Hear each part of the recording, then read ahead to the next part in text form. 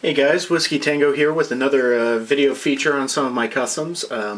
Here obviously are Thunderball and Piledriver. Not really a lot done to these guys other than cosmetically. They're mostly just repaints. The Hasbro figures, surprisingly, were just really awesome on their own and didn't really need a lot of work done to them. But I did a couple little things just to make them a little more comic accurate. Like on Thunderball here, gave him the full repaint and all that. So I think his green really pops more.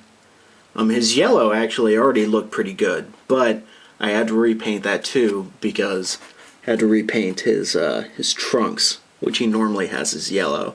And I hate trying to match colors, so instead I just repainted all the yellow parts.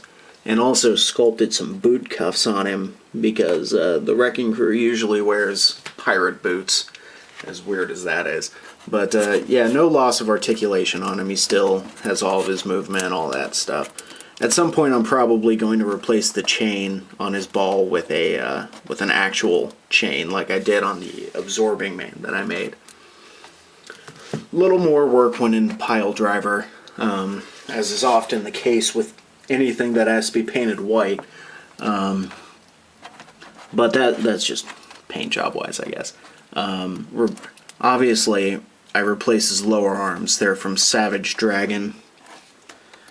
Because Piledriver's thing is he has huge fists. So to have him released without huge fists, it's a little weird in my book. So now he's got big ones. A lot of people are using Soda Street Fighter figures for the fists, and honestly I would have too if I had any handy, but they're just too expensive to use as fodder, I think. But yeah, so he does have the articulated fingers and all that, but who cares? He's just supposed to have fists. Also sculpted boot cuffs onto him. Other than that, all of his costume elements were accurate, so there wasn't a lot of need to change things on him. But yeah, I was really impressed with the straight out of the box figures, with how much I liked them. They both have really great expressive head sculpts, especially Piledriver. But anyways, the plan on these guys was to buy them as soon as I saw them, custom them up, and then wait around for the other two members to get made officially, and then make them better, I guess, if you think customs are better than factory figures, and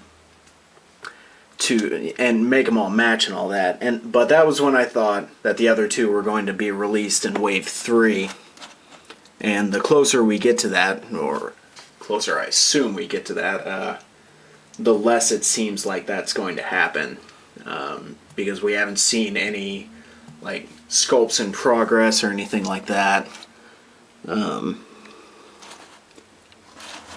So it's probably going to be at least Wave 4 before we see any more members of them. So I might be selling these guys before I intended to.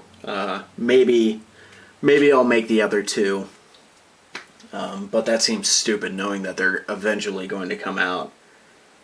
But anyways, yeah, if you haven't seen the scale of them before, I assume at this point that everyone has the amazing Bucky Captain America figure. So I'll use him for scale. So yeah, they are really tall.